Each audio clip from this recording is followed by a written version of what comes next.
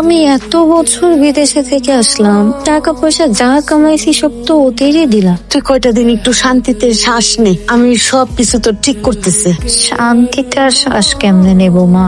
ভাই বোনের যে চেহারা আমি দেখলাম, আমার তো এখনো নিজের বিশ্বাসই হচ্ছে না। এদের ভালো থাকার জন্য নিজের শখ আহ্লাদ সব বিসর্জন দিছি এত অল্প বয়সে। ওর কি চাই মা?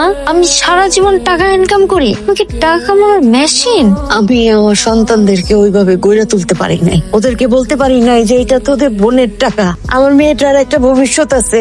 সম্পদ গেলে যাক, টাকা পয়সা গেলেও যাক, এতে আমার কোনো দুঃখ নাই। কিন্তু আমার দুঃখ একটাই, আমি আমার ভাইয়ের চোখে যে লোভ দেখছি, এটা তো আমার পক্ষে মেনে নেওয়া সম্ভবই না। ভাই বোনের সম্পর্ক থেকে টাকা পয়সা কোনোদিন বড় হয়? এ কি দেখলাম আমি? এর থেকে তোমার বিদেশই ভালো ছিল। কেন দেশে আসছি? হাই রে প্রবাসী জীবন, প্রবাসী জীবন এত কষ্টের, সেই কষ্টটা বুঝলো না আপন ভাই বোন হয়ে।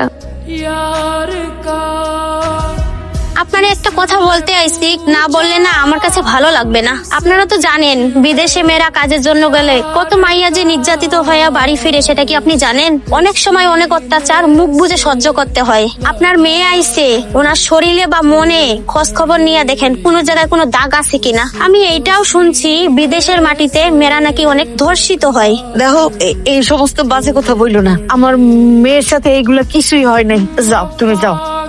সত্য সত্যই কি আমার কুলসুমের উপরে এই ধরনের কোনো ঘটনা ঘটছিল? মা, তোমার চোখের পানি আমার সহ্য হয় না মা। ওরা কি তোমার কিছু বলছে মা? তুই বাড়িতে আসার পরে বাড়ির লোকজন বাইরের লোকজন নানা আশেপাশে কথা কয় তুই বিদেশে কি চাকরি করতে, তুই কি মা কোনো খারাপ? না মা, এটা বলো না। আমি তোমার সন্তান, আমি খারাপ কিছু করতে পারি না মা। আমি বিদেশে যে গাধার মতো খাটছি, বাড়ি বাড়ি কাজ করছি, দিন নাই রাত নাই, খাওয়া দাওয়া বাদ দিয়ে শুধু কষ্ট করে টাকা রোজগার করছি, কিন্তু আমি সম্মান মিলাই দিইনি মা। তোমার মেয়ে খারাপ না মা, তোমার মেয়ে সম্মান মিলাই দিতে পারে না। তোমার যদি কিছু জানার বুঝার থাকে তাহলে তুমি জিজ্ঞাসা করতে পারো। মেয়ে আমার পছন্দ হয়েছে চাচা, মেয়ের সম্পর্কে আমার আর কিছু জানার নাই, যা বলো তো আপনি বলছেনই। আলহামদুলিল্লাহ আলহামদুলিল্লাহ। বাবাজি, আমার ঘরের লক্ষ্মী তোমার ঘরে তুলে দিতেছি। আমার মেয়েটা সারা জীবন অনেক কষ্ট করছে বাবাজি। আমি চাই আমার মেয়ে এমন একটা সংসারে যাক যেখানে সে সুখে থাকবে, এইটুকুই আমার চাওয়া।